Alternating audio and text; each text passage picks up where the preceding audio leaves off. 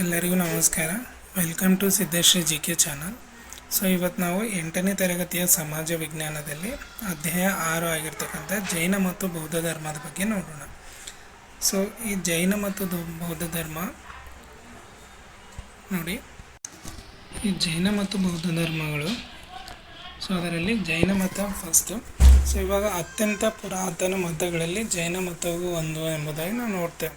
So ಇಲ್ಲಿ total ಒಟ್ಟಾರೆಯಾಗಿ 24 ತೀರ್ಥಂಕರರಿರ್ತಾರೆ. ಆ 24 ತೀರ್ಥಂಕರಲ್ಲಿ ಮೊದಲನೆಯ ತೀರ್ಥಂಕರರು ಯಾರು ಎಂಬುದಾಗಿ ನೋಡಿದಾಗ ಮೊದಲನೇ ತೀರ್ಥಂಕರು ಋಷಭನಾಥ ಅಂತ ನೋಡ್ತೇವೆ. ಸೊ ಮೊದಲನೇ ತೀರ್ಥಂಕರ ಋಷಭನಾಥ ಆದರೆ 23ನೇ ತೀರ್ಥಂಕರಾಗಿ ಪಾರ್ಶ್ವನಾಥರು ಇರ್ತಾರೆ. ಮೊದಲನೇ ಜೈನರಲ್ಲಿ ಒಟ್ಟು 24 ತೀರ್ಥಂಕರರು, ಅದರಲ್ಲಿ ಮೊದಲನೆಯವರು ಋಷಭನಾಥರು, 23ನೇ ತೀರ್ಥಂಕರರು ಏನಂತಂದರೆ ಪಾರ್ಶ್ವನಾಥರು ಏನಪ್ಪ ಅಂತಂದರೆ ಆ 8ನೇ ಶತಮಾನದಲ್ಲಿ ಏನು ಮಾಡ್ತಾರೆ, ರಾಜ ಅಶ್ವಸೇನನ ಮಗನಾಗಿ ಜನಿಸಿ ಇವರ ಸುಖ ಭೋಗಗಳನ್ನು ತ್ಯಜಿಸಿ ಅಮರರಾದರು ಎಂಬುದನ್ನು ನಂಬಿಕೆ ಇರ್ತದೆ. ಸೊ ಹಾಗಾಗಿ ಸರ್ವಸಂಗ ಪರಿತ್ಯಾಗಿಯಾಗಿ ಇವರು ಸನ್ಯಾಸಿಯಾಗಿ ಇವರ ಸುಖಮಯ ಬದುಕಿಗೆ 4 ತತ್ವಗಳನ್ನು ಸೂಚಿಸ್ತಾರೆ. ಹಾಗಾದರೆ ಇವರು ಸೂಚಿಸಿದ 4 ತತ್ವಗಳು ಯಾವುವು ಅಂತಂದು ನೋಡೋದಾದರೆ, ಒಂದನೇದು ಅಹಿಂಸೆ, ಎರಡನೇದು ಸತ್ಯ, ಮೂರನೇದು ಆಸ್ತೆಯ ಅಂತಂದರೆ ಕದಿಯದಿರುವುದು, ನಾಲ್ಕನೇದು ಅಪರಿಗ್ರಹ ಅಂತಂದರೆ ಆಸ್ತಿಯನ್ನು ಹೊಂದದಿರುವುದು ಅಂತ ನೋಡ್ತೇವೆ. ಯಾವುವು ಪಾರ್ಶ್ವನಾಥರು ಬೋಧಿಸಿದ 4 ತತ್ವಗಳು ಯಾವುವು ಅಂತಂದಾಗ, ಫಸ್ಟ್ ಒನ್ ಹಿಂಸೆಯನ್ನು ಮಾಡದಿರುವುದು ಅಹಿಂಸೆ. ಸೊ ಅದಾದಮೇಲೆ ಸತ್ಯ, ಆಸ್ತೆಯ ಕದಿಯದಿರುವುದು, ಆಮೇಲೆ ಅಪರಿಗ್ರಹ. ಸೊ ಇವ್ರದಾದ ನಂತರ 5ನೇ ತತ್ವವಾಗಿರ್ತಕ್ಕಂಥ ಬ್ರಹ್ಮಚರ್ಯವನ್ನು ವರ್ಧಮಾನ ಮಹಾವೀರರು ಏನು ಮಾಡ್ತಾರೆ, ಬೋಧಿಸ್ತಾರೆ. ಇವರೇ 24ನೇ ತೀರ್ಥಂಕರರು. ಸೊ ಇಲ್ಲಿ ನೋಡೋದಾದರೆ ಜೈನ ಮತವು ಅತ್ಯಂತ ಪುರಾತನ ಮತ. ಇದು ಜೈನ ಮತದಲ್ಲಿ 24 ತೀರ್ಥಂಕರರು. ಮೊದಲನೆಯವರು ಯಾರು, ಋಷಭನಾಥರು. 23ನೇ ತೀರ್ಥಂಕರು ಪಾರ್ಶ್ವನಾಥರು ಹಾಗೂ 24ನೇ ತೀರ್ಥಂಕರರು ಯಾರು, ವರ್ಧಮಾನ ಮಹಾವೀರರು. ಹಾಗಾದರೆ ಪಾರ್ಶ್ವನಾಥನು ಬೋಧಿಸಿದ 4 ತತ್ವಗಳ ಬಗ್ಗೆ ನೋಡ್ತೀವಿ. ಇವಾಗ ವರ್ಧಮಾನ ಮಹಾವೀರರು. ಸೊ ವರ್ಧಮಾನ ಮಹಾವೀರರು ಏನಂತಂದರೆ ಸಾಮಾನ್ಯ ಶಕ ಪೂರ್ವ 599ರಿಂದ 527ರವರೆಗೆ ಇವರ ಕಾಲ. ಸೊ ವರ್ಧಮಾನನು ಗಣರಾಜ್ಯಗಳಲ್ಲೊಂದಾದ ವೈಶಾಲಿಯ ಕುಂದಲ ಗ್ರಾಮದಲ್ಲಿ ಜನಿಸಿರ್ತಾರೆ. ಎಲ್ಲಿ ಮಹಾವೀರರು ಜನಿಸಿರ್ತಕ್ಕಂಥ ಸ್ಥಳ ಯಾವುದು ನೋಡಿ, ವರ್ಧಮಾನನು ಕುಂದಲ ಗ್ರಾಮದಲ್ಲಿ ಜನಿಸ್ತಾರೆ. ಇವರ ತಂದೆ ಹೆಸರು ಸಿದ್ಧಾರ್ಥ, ತಾಯಿ ತ್ರಿಶಲಾದೇವಿ. ತ್ರಿಶಲಾದೇವಿಯರು ಏನಂತಂದರೆ ಗಣರಾಜ್ಯವಾಗಿದ್ದ ಲಿಚ್ಛವಿಗಳ ವಿವರಣೆಯಾಗಿರ್ತಾರೆ. ಇಲ್ಲಿ ಮಹಾವೀರರ ನೋಡೋದಾದರೆ ತನ್ನ 30ನೇ ವಯಸ್ಸಿನಲ್ಲಿ ಮಹಾವೀರರು ಮಾಡ್ತಾರೆ ಅಂತಂದರೆ ತನ್ನ 30ನೇ ವಯಸ್ಸಿನಲ್ಲಿ ಸತ್ಯದ ಅನ್ವೇಷಣೆಯಲ್ಲಿ ಹುಡುಕಾಟದಲ್ಲಿ ಏನು ಮಾಡ್ತಾರೆ ಅಂದರೆ ಮನೆಯನ್ನು ತ್ಯಜಿಸಿ ಸಂಸಾರವನ್ನು ತ್ಯಜಿಸಿ ನಂತರ 12 ವರ್ಷಗಳ ಕಾಲ ಸತ್ಯವನ್ನು ಹುಡುಕಾಟ ಮಾಡಿ ತಪಸ್ಸು ಮಾಡಿ ಉಪವಾಸ ಮಾಡಿ ದೇಹ ತ್ಯಾಗವನ್ನು ಮಾಡಿ 42ನೇ ವಯಸ್ಸಿನಲ್ಲಿ ಏನು ಮಾಡ್ತಾರೆ ಅಂತಂದರೆ ಕೈವಲ್ಯ ಜ್ಞಾನವನ್ನು ಪಡಿತಾರೆ. ಯಾವ ಜ್ಞಾನವನ್ನು ಪಡಿತಾರೆ, ಕೈವಲ್ಯ ಜ್ಞಾನವನ್ನು. ಹಾಗಾದರೆ ಅವರು ಮನೆಯನ್ನು ತನ್ನ 30ನೇ ವಯಸ್ಸಿನಲ್ಲಿ ಬಿಟ್ಟು ಸಂಸಾರವನ್ನು ತ್ಯಜಿಸಿ ಎಷ್ಟು ವರ್ಷಗಳ ಕಾಲ ಅಂತಂದರೆ 12 ವರ್ಷಗಳ ಕಾಲ ಏನು ಮಾಡ್ತಾರೆ ಅಂತಂದರೆ ಸತ್ಯದ ಹುಡುಕಾಟದಲ್ಲಿ ಅಲೆದಾಡಿ ತಪಸ್ಸು ಮಾಡಿ ತನ್ನ 42ನೇ ವಯಸ್ಸಿನಲ್ಲಿ ಏನು ಮಾಡ್ತಾರೆ ಅಂತಂದರೆ ಕೈವಲ್ಯ ಜ್ಞಾನವನ್ನು ಪಡಿತಾರೆ. ಈ ಕೈವಲ್ಯ ಜ್ಞಾನವೆಂದರೆ ಏನು ಅಂತಂದರೆ ಜ್ಞಾನೋದಯ. ಕೈವಲ್ಯ ಜ್ಞಾನ ಅಂತಂದರೆ ಜ್ಞಾನೋದಯ ಅಂದರ್ಥ. ಸೊ ಅವರು ಏನು ಮಾಡ್ತಾರೆ, ಇಂದ್ರಿಯ ಸುಖಗಳನ್ನು ನಿಗ್ರಹಿಸಿ ನೋಡಿ, ಇಂದ್ರಿಯ ಸುಖಗಳನ್ನು ನಿಗ್ರಹಿಸಿ ಸುಖ ಹಾಗೂ ಯಾತನೆಗಳ ಮೇಲೆ ನಿಯಂತ್ರಣವನ್ನು ಸಾಧಿಸಿಕೊಂಡ ಸಾಧನೆಗಾಗಿ ಇವರನ್ನು ನಾವು ಮಹಾವೀರ ಅಂತ ಕರಿತೇವೆ. ಸೊ ಮಹಾವೀರ ಅಂಥೇಳಿ ಕರೆಸಿಕೊಂಡು ಇವರೇನು ಮಾಡ್ತಾರೆ ಅಂತಂದರೆ ಜಿನನಾಗ್ತಾರೆ. ಜಿನ ಅಂತಂದರೆ ಎಲ್ಲವನ್ನು ನಿಗ್ರಹಿಸಿದವರು ಅಂತ ಅರ್ಥ. ಎಲ್ಲವನ್ನು ನಿಗ್ರಹಿಸಿದವರು ಏನು ಮಾಡ್ತಾರೆ, 42ನೇ ವಯಸ್ಸಿನಲ್ಲಿ ಕೈವಲ್ಯ ಜ್ಞಾನವನ್ನು ಪಡೆದುಕೊಂಡು ಮಹಾವೀರರು ಏನಾಗ್ತಾರೆ ಅಂತಂದರೆ ಇಂದ್ರಿಯಗಳನ್ನು ನಿಗ್ರಹಿಸಿ ಸುಖ ಯಾತನೆಗಳ ಮೇಲೆ ಏನು ಮಾಡ್ತಾರೆ ಅಂತಂದರೆ ನಿಯಂತ್ರಣ ಸಾಧಿಸಿಕೊಂಡು ಮಹಾವೀರರಾಗ್ತಾರೆ. ಈ ಮಹಾವೀರರನ್ನು ಜಿನನು ಅಂತ ಕರಿತೇವೆ. ಜಿನ ನಾದರು ಅಂತ ಜಿನ ಅಂತಂದರೆ ಎಲ್ಲವನ್ನು ನಿಗ್ರಹಿಸಿದವರು ಎಂದರ್ಥ. ಹಾಗಾಗಿ ಇವರ ಅನುಯಾಯಿಗಳಿಗೆ ನಾವು ಏನಂತ ಕರಿತೇವೆ ಅಂತಂದಾಗ, ಇವರ ಅನುಯಾಯಿಗಳಿಗೆ ನೋಡಿ ನಾವು ಏನಂತ ಕರಿತೇವೆ, ಜೈನರೆಂದು ಕರೆಯುತ್ತೇವೆ. ಮಹಾವೀರರು ತನ್ನ ಉಳಿದ 30 ವರ್ಷಗಳ ಬದುಕನ್ನು ಏನು ಮಾಡ್ತಾರೆ ಅಂತಂದರೆ ಗಂಗಾ ಮತ್ತು ಯಮುನಾ ನದಿಗಳ ಪ್ರದೇಶದ ಜನತೆಗೆ ತನ್ನ ತಿಳಿವನ್ನು ಬೋಧಿಸುತ್ತಾ ಕಳೀತಾರೆ. ತನ್ನ ಉಳಿದ 30 ವರ್ಷ ಏನು ಮಾಡ್ತಾರೆ ಅಂತಂದರೆ ಗಂಗಾ ಮತ್ತು ಯಮುನಾ ನದಿ ಪ್ರದೇಶದ ಜನತೆ ಏನಿರ್ತಾರಲ್ಲ ಅವ್ರಿಗೆ ಏನು ಮಾಡ್ತಾರೆ, ತನ್ನ ತಿಳಿವನ್ನು ಬೋಧಿಸ್ತಾ ಕಳೀತಾರೆ. ಅದಾದಮೇಲೆ ಇವರು ಪಶ್ಚಿಮ ಭಾರತಕ್ಕೂ ಪ್ರಯಾಣಿಸಿದ ನಂತರ ತನ್ನ 72ನೇ ವಯಸ್ಸಿನಲ್ಲಿ ಬಿಹಾರದ ಪಾವಪುರಿ ಎಂಬಲ್ಲಿ ನಿರ್ವಾಣವನ್ನು ಹೊಂದಿದರು ಅಂತ ನೋಡ್ತೇವೆ. ಎಷ್ಟನೇ ವಯಸ್ಸಿನಲ್ಲಿ ನಿರ್ವಾಣ ಹೊಂದಿದರು ಅಂತಂದರೆ 72ನೇ ವಯಸ್ಸಿನಲ್ಲಿ ನಿರ್ವಾಣ ಹೊಂದಿದರು. ಎಲ್ಲಿ ಅಂತಂದಾಗ ಬಿಹಾರದ ಪಾವಪುರಿ ಎಂಬಲ್ಲಿ ನಿರ್ವಾಣವನ್ನು ಹೊಂದಿದರು. ಸೊ ಮಹಾವೀರರು 5 ಪ್ರತಿಜ್ಞೆಗಳು ಹಾಗೂ ನಡವಳಿಕೆಯ 3 ನಿಯಮಗಳನ್ನು ಬೋಧಿಸ್ತಾರೆ. ಇವುಗಳನ್ನು ಪಂಚಪ್ರತಿಜ್ಞೆಗಳಂತ ಕರೀತಾರೆ. 5 ಪ್ರತಿಜ್ಞೆಗಳಿಗೆ ಅವರು ಪಂಚಪ್ರತಿಜ್ಞೆಗಳಂತ ಕರೀತಾರೆ ಮತ್ತು 3 ನಿಯಮಗಳನ್ನು ಅವರು ತ್ರಿರತ್ನಗಳು ಅಂತ ಕರೀತಾರೆ. ಸೊ ಏನೇನು ಅಂತಂದಾಗ ಪಂಚಪ್ರತಿಜ್ಞೆಗಳನ್ನು ನೋಡೋದಾದರೆ ಆಲ್ರೆಡಿ ಪಾರ್ಶ್ವನಾಥರು ಬೋಧಿಸಿದ 4 ತತ್ವಗಳ ಜೊತೆಗೆ ಇನ್ನೊಂದು ಯಾವುದು ಅಂತಂದರೆ ಬ್ರಹ್ಮಚರ್ಯ. ಸೊ ಈ ಬ್ರಹ್ಮಚರ್ಯ ಏನಿದೆಯಲ್ಲ ಇದು 5ನೇ ತತ್ವ ಅಂತಂದರೆ ಪ್ರತಿಜ್ಞೆ ಅಂತ ಕರಿತೇವೆ ನಾವು. ಸೊ ಇಲ್ಲಿ ನೋಡೋದಾದರೆ ಇವಾಗ ನೋಡಿ ಪಂಚಪ್ರತಿಜ್ಞೆಗಳು ಯಾವ ಅಂತಂದಾಗ 1ನೇದು ಅಹಿಂಸೆ, 2ನೇದು ಸತ್ಯ, 3ನೇದು ಆಸ್ತೇಯ, ಅಪರಿಗ್ರಹ ಮತ್ತು ಬ್ರಹ್ಮಚರ್ಯ. ಸೊ ಈ 5 ಏನಾಗ್ತವೆ ಅಂತಂದರೆ ಪಂಚಪ್ರತಿಜ್ಞೆಗಳು ಅಂತ ಕರಿತೇವೆ. ಅದಾದಮೇಲೆ ತ್ರಿರತ್ನಗಳು ನೋಡೋದಾದರೆ ಸಮ್ಯಕ್ ಜ್ಞಾನ, ಸಮ್ಯಕ್ ದರ್ಶನ, ಸಮ್ಯಕ್ ಚಾರಿತ್ರ್ಯ ಅಂತ ನೋಡ್ತೇವೆ. ಸೊ ಸಮ್ಯಕ್ ಜ್ಞಾನ, ಸಮ್ಯಕ್ ದರ್ಶನ, ಸಮ್ಯಕ್ ಚಾರಿತ್ರ್ಯ. ಜೈನ ಮತ ಏನಾಗ್ತದೆ, ಇಲ್ಲಿ ಪೂರ್ಣವಾಗಿ ದೇವರ ಇರುವಿಕೆಯನ್ನು ನಿರಾಕರಿಸೋದಿಲ್ಲ, ಆದರೂ ನಾಸ್ತಿಕವಾದವನ್ನು ಒಪ್ಪುತ್ತದೆ ಅಂತ ನೋಡ್ತೇವೆ. ಅಂತಂದರೆ ಆಗು ಹೋಗುಗಳಲ್ಲಿ ದೇವರ ಪಾತ್ರವನ್ನು ನಿರಾಕರಿಸ್ತದೆ. ಇಲ್ಲಿ ಜಿನನಿಗಿಂತ ಕೆಳಗಿನ ಸ್ಥಾನದಲ್ಲಿ ದೇವರನ್ನು ಇಡಲಾಗಿದೆ ಅಂತ ನೋಡ್ತೇವೆ. ಸೊ ಇವಾಗ ಅಂತಂದರೆ ಇಲ್ಲಿ ಎಲ್ಲ ಚರಾಚರ ವಸ್ತುಗಳಲ್ಲಿಯೂ ಆತ್ಮಜೀವವಿದೆ ಎಂಬುದು ಇವರ ನಂಬಿಕೆ. ಯಾರು? ಜೈನ ಮತದವರ ನಂಬಿಕೆ. ಅಂತಂದರೆ ಶುದ್ಧೀಕರಣವು ಮಾತ್ರ ಪುನರ್ಜನ್ಮದಿಂದ ಮುಕ್ತಿಯನ್ನು ನೀಡುತ್ತದೆ ಹಾಗೂ ನಿರ್ವಾಣ ಸಾಧ್ಯ. ಶುದ್ಧೀಕರಣವು ತಪಸ್ಸು, ಉಪವಾಸ, ದೇಹದಂಡನೆ ಹಾಗೂ ಅದರ ಮೂಲಕದಿಂದ ಆಗುವ ದೇಹನಾಶದಿಂದ ಮಾತ್ರ ಸಾಧ್ಯ ಅಂತ ಇವರ ನಂಬಿಕೆ ಇರ್ತದೆ. ಸೊ ಇಲ್ಲಿ ನೋಡಿ, ಅದಾದಮೇಲೆ ಕರ್ಮಫಲಗಳ ಮೇಲೆ ನಂಬಿಕೆ ಜೈನರ ಬಹುಮುಖ್ಯ ಆಯಾಮ. ಅದಾದಮೇಲೆ ಸಾಂಪ್ರದಾಯಿಕವಾಗಿ ಜೈನರಲ್ಲಿ 2 ಮುಖ್ಯ ಪಂಗಡಗಳನ್ನು ಕಾಣುತ್ತೇವೆ. ಆ 2 ಮುಖ್ಯ ಪಂಗಡಗಳು ಯಾವ್ಯಾವು ಅಂತಂದಾಗ 1ನೇದು ದಿಗಂಬರರು ಮತ್ತು ಶ್ವೇತಾಂಬರ ಮತ್ತು ದಿಗಂಬರ ಅಂತ ಕರಿತೇವೆ. ಆ 2 ಏನಂತಂದರೆ 2 ಪಂಗಡಗಳನ್ನು ನಾವಿಲ್ಲಿ ನೋಡ್ತೇವೆ. ಮುಖ್ಯವಾಗಿ 2 ಪಂಗಡಗಳು. ಆ 2 ಪಂಗಡಗಳು ಯಾವ್ಯಾವು ಅಂತಂದಾಗ 1ನೇದು ಶ್ವೇತಾಂಬರ, 2ನೇದು ದಿಗಂಬರ. ಸೊ ಅಂತಂದರೆ ಇಲ್ಲಿ ಬಿಳಿಯ ಉಡುಪನ್ನು ಧರಿಸಿದ ಮುನಿಗಳನ್ನು ನಾವು ಏನಂತ ಕರಿತೇವೆ ಅಂತಂದರೆ ಶ್ವೇತಾಂಬರರು ಯಾರು ಅಂತಂದಾಗ ನೋಡಿ, ಶ್ವೇತಾಂಬರರು ಯಾರು ಅಂತಂದಾಗ ಯಾರೆಲ್ಲ ಬಿಳಿಯ ಉಡುಪನ್ನು ಧರಿಸಿರ್ತಕ್ಕಂಥ ಜೈನ ಮುನಿಗಳಿರ್ತಾರೆ ಅವರನ್ನು ನಾವು ಶ್ವೇತಾಂಬರರು ಅಂತೇವೆ. ಉಡುಪನ್ನು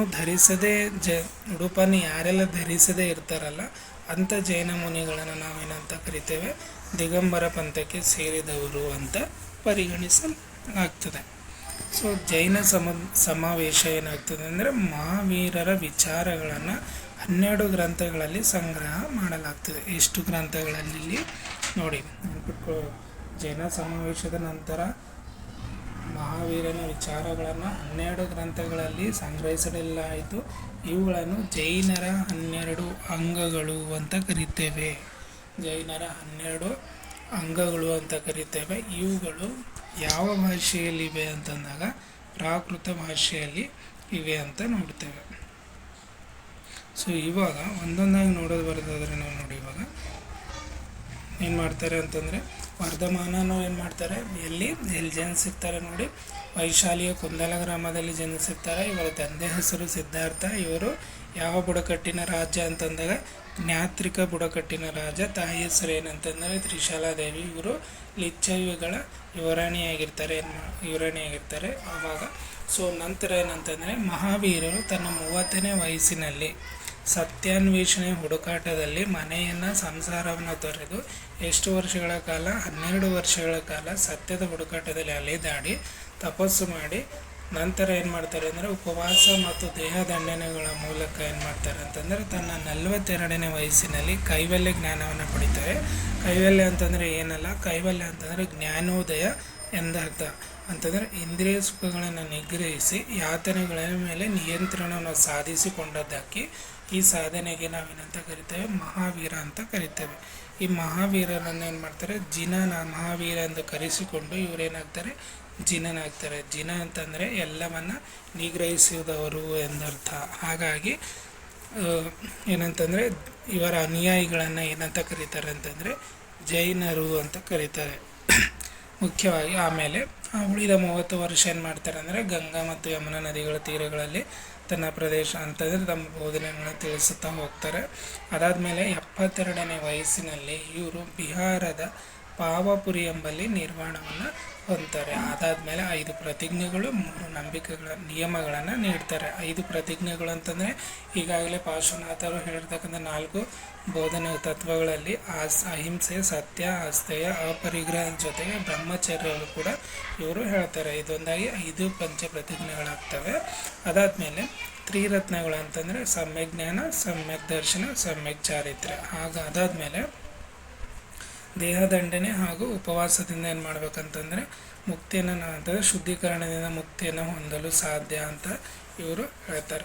ಅದಾದಮೇಲೆ ನೆಕ್ಸ್ಟ್ ಇವರಲ್ಲಿ 2 ಮುಖ್ಯವಾಗಿ ಪಂಗಡಗಳು. ಒಂದನೇದು ಶ್ವೇತಾಂಬರ, ಎರಡನೇದು ದಿಗಂಬರ. ಶ್ವೇತಾಂಬರ ಅಂತಂದರೆ ಬಿಳಿಯ ಉಡುಪನ್ನು ಧರಿಸಿರ್ತಕ್ಕಂಥ ಜೈನ ಮುನಿಗಳನ್ನು ನಾವು ಶ್ವೇತಾಂಬರ ಅಂತ ಕರಿತೇವೆ. ಉಡುಪನ್ನು ಧರಿಸದೇ ಇರತಕ್ಕಂತಹ ಮುನಿಗಳನ್ನು ನಾವೇನಂತ ಕರಿತೇವೆ ಅಂತಂದರೆ ದಿಗಂಬರರು ಅಂತ ಕರಿತೇವೆ. ಸೊ ಅದಾದಮೇಲೆ ಇವರೇನು ಮಾಡ್ತಾರೆ ಅಂತಂದರೆ ಇವರ ಜೈನ ಸಮಾವೇಶದ ಮಹಾವೀರನ ವಿಚಾರಗಳನ್ನು ಏನು ಮಾಡ್ತಾರೆ, 12 ಗ್ರಂಥಗಳಲ್ಲಿ ಸಂಗ್ರಹ ಮಾಡಿರ್ತಾರೆ. ಆ 12 ಗ್ರಂಥಗಳಲ್ಲಿ ಸಂಗ್ರಹ ಮಾಡಿರ್ತಕ್ಕಂತಹ ಗಳನ್ನು ಏನಂತ ಕರೀತಾರೆ ಅಂದರೆ ಜೈನರು 12 ಅಂಗಗಳು ಅಂತ ಕರೀತಾರೆ. ಈ 12 ಅಂಗಗಳು ಯಾವ ಭಾಷೆಯಲ್ಲಿವೆ ಅಂತಂದಾಗ ಈ 12 ಅಂಗಗಳು ಪ್ರಾಕೃತ ಭಾಷೆಯಲ್ಲಿವೆ ಅಂತ ನೋಡ್ತೇವೆ. 12 ಗ್ರಂಥಗಳಲ್ಲಿ ಸಂಗ್ರಹಿಸಿರ್ತಾರೆ. ಅವುಗಳನ್ನು ಜೈನರು 12 ಅಂಗಗಳನ್ನು ಕರೀತಾರೆ. 12 ಅಂಗಗಳು ಪ್ರಾಕೃತ ಭಾಷೆಯಲ್ಲಿ ಇವೆ ಅಂತ ನೋಡ್ತೇವೆ. ಹಾಗಾಗಿ ಅನೇಕ ಇಲ್ಲಿ ನೋಡಿ, ಒಂದು ಬಹಳ ಹಿಂದೆಯೇ ಜೈನರ ಒಂದು ಗುಂಪು ಬಿಹಾರದ ಕ್ಷಾಮದಿಂದಾಗಿ ದಕ್ಷಿಣಕ್ಕೆ ಬಂದು ಶ್ರವಣಬೆಳಗೊಳದಲ್ಲಿ ನೆಲೆಸಿತ್ತು. ಹೀಗೆ ದಕ್ಷಿಣ ಭಾರತದಲ್ಲಿ ಕೂಡ ಜೈನ ಮತ ಏನಾಗ್ತದೆ, ಪ್ರಚಾರವಾಗ್ತದೆ. ಇದರಿಂದ ಅಪಾರವಾದ ಗ್ರಂಥಗಳು ಕನ್ನಡ, ತೆಲುಗು ಹಾಗೂ ತಮಿಳು ಭಾಷೆಗಳಲ್ಲಿ ರಚನೆ ಆದದ್ದು.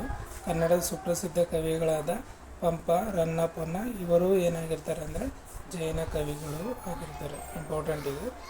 ಕನ್ನಡದ ಸುಪ್ರಸಿದ್ಧ ಕವಿಗಳಿರ್ತಕ್ಕಂಥ ಪಂಪ, ರನ್ನ, ಪೊನ್ನ, ಜನ್ನ. ಇವು ಪಂಪ, ರನ್ನ, ಪೊನ್ನ, ಜನ್ನ 4 ಇವರು ಏನಂತಂದರೆ ಜೈನ ಕವಿಗಳು ಆಗಿರ್ತಾರೆ ಅಂತ ನೋಡ್ತೇವೆ. ನೆಕ್ಸ್ಟ್ ಆಗಿ ಬೌದ್ಧ ಮತದ ಬಗ್ಗೆ ನೋಡೋಣ. ಬೌದ್ಧ ಮತ ಗೌತಮ ಬುದ್ಧನಿಂದ ಪ್ರಖ್ಯಾತನಾದ ಸಿದ್ಧಾರ್ಥನು ಎಷ್ಟನೇ ಶತಮಾನ ಅಂತಂದರೆ 6ನೇ ಶತಮಾನದಲ್ಲಿ ಜನಿಸ್ತಾರೆ. ಇವರು ಶಾಕ್ಯ ವಂಶದ ಅಂತಂದರೆ ಶಾಕ್ಯ ಗಣಸಂಘದ ರಾಜ. ಯಾರು? ತಂದೆ ಶುದ್ಧೋಧನನು ಶಾಕ್ಯ ಗಣ ಸಂಘದ ರಾಜ. ಸಿದ್ಧಾರ್ಥನು ರಾಜಭೋಗ ಹಾಗೂ ಸಂಸಾರದ ಸುಖವನ್ನು ತ್ಯಜಿಸಿ ಸನ್ಯಾಸಿ ಆದರು ಅಂತ ನಾವು ನೋಡ್ತೇವೆ. ಇಲ್ಲಿ ಗೌತಮ ಬುದ್ಧರ ಹೆಸರು ಏನಪ್ಪ ಅಂತಂದರೆ ಸಿದ್ಧಾರ್ಥ. ಇವರು 6ನೇ ಶತಮಾನದಲ್ಲಿ, ಎಷ್ಟನೇ ಶತಮಾನ?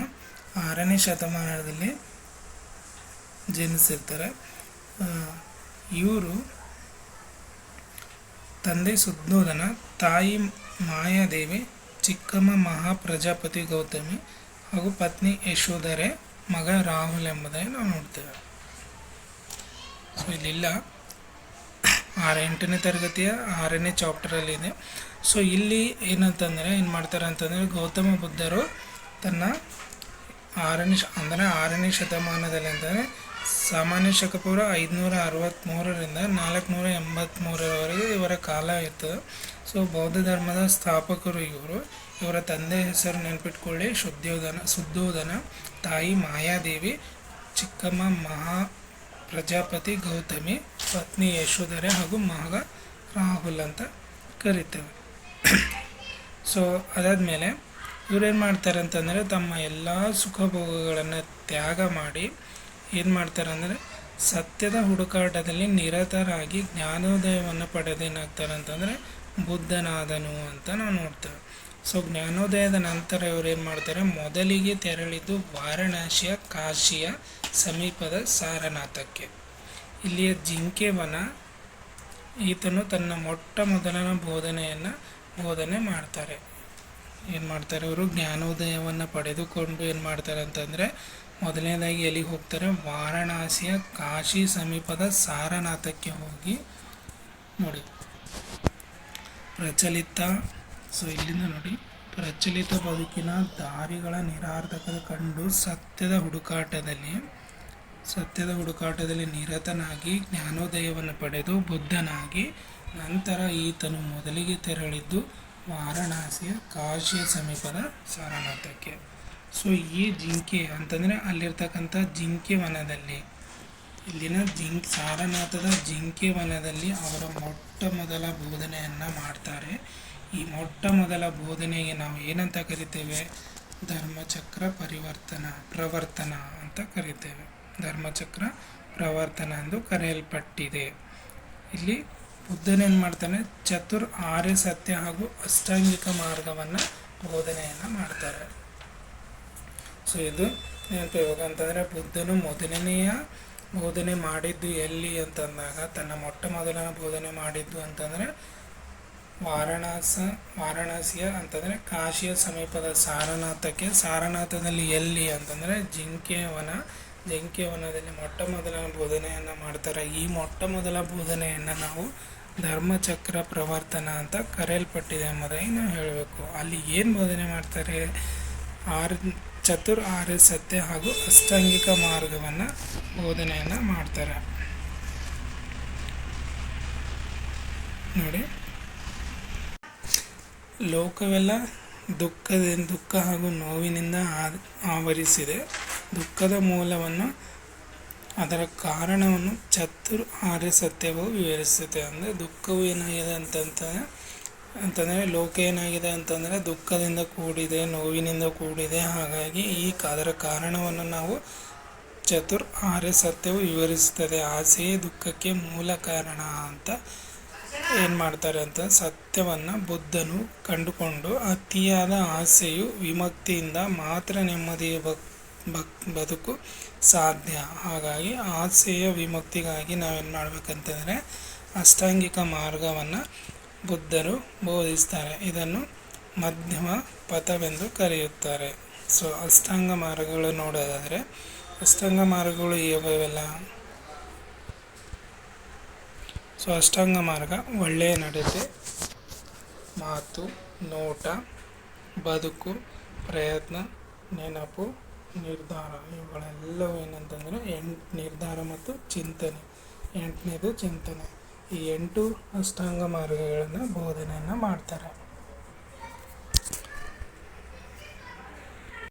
ಇನ್ನಷ್ಟು ಹೆಚ್ಚು ನೋಡೋದಾದರೆ ಇಲ್ಲಿ ಏನು ಮಾಡ್ತಾರೆ ಅಂತಂದರೆ, ಗೌತಮ ಬುದ್ಧರು ಅವರ ಜನನ ನೋಡೋಣ.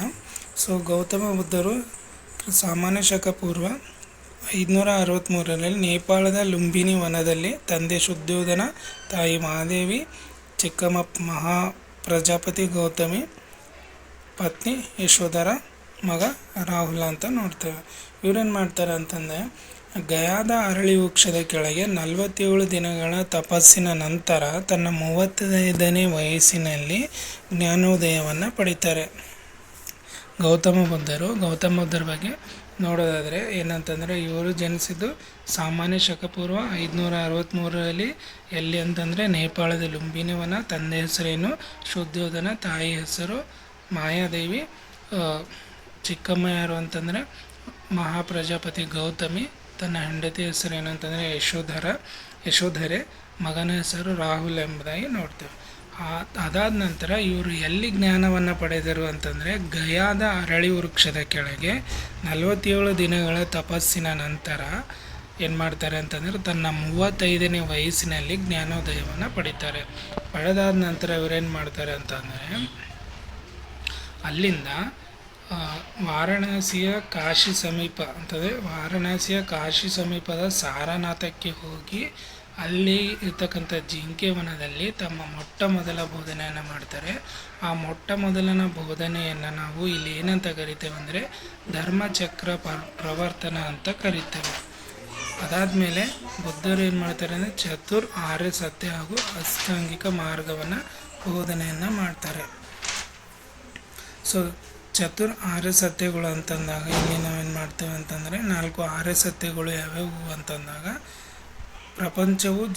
ಪ್ರಾಪಂಚಿಕ ಜೀವನ ಏನಾಗಿರ್ತದೆ ಅಂದರೆ ದುಃಖಮಯವಾಗಿದೆ ಅಂತ ನೋಡ್ತೇವೆ. ಲೋಕವೆಲ್ಲ ದುಃಖದಿಂದ ಆವರಿಸಿದೆ ಒಂದನೇದು. ಎರಡನೇದು ಆಸೆಯೇ ದುಃಖಕ್ಕೆ ಮೂಲ ಕಾರಣ ಎರಡನೇದು. ಮೂರನೇದು ಏನಂತಂದರೆ ಆಸೆಯನ್ನು ನಿದ್ರಿಸುವುದರಿಂದ ಪುನರ್ಜನ್ಮವನ್ನು ಇದು ಮೂರನೇ ಆರ್ಯ ಸತ್ಯ. ಆಸೆಯನ್ನು ನಿದ್ರಿಸುವುದರಿಂದ ಪುನರ್ಜನ್ಮವನ್ನು ಏನು ಮಾಡೋದು ಅಂತಂದರೆ ಕೊನೆಗಾಣಿಸಬೇಕು. ಆಸೆಯನ್ನು ಕೊನೆಗಾಣಿಸಲು ಅಷ್ಟಾಂಗ ಮಾರ್ಗವನ್ನು ನಾವು ಮಾಡ್ಕೋಬೇಕಂತಂದರೆ ಅನುಸರಿಸಬೇಕು ಅಂತ ಹೇಳ್ತಾರೆ. ಸೊ ಹಾಗಾದರೆ ಆ ಅಷ್ಟಾಂಗ ಮಾರ್ಗಗಳು ಯಾವುವು ಅಂತಂದಾಗ ಒಳ್ಳೆಯ ನಡತೆ, ಒಳ್ಳೆಯ ಮಾತು, ನೋಟ, ಮತ್ತು ಬದುಕು, ಪ್ರಯತ್ನ, ನೆನಪು, ನಿರ್ಧಾರ ಹಾಗೂ ಚಿಂತನೆ, ಇವುಗಳು ಅಷ್ಟಾಂಗ ಮಾರ್ಗಗಳು. So next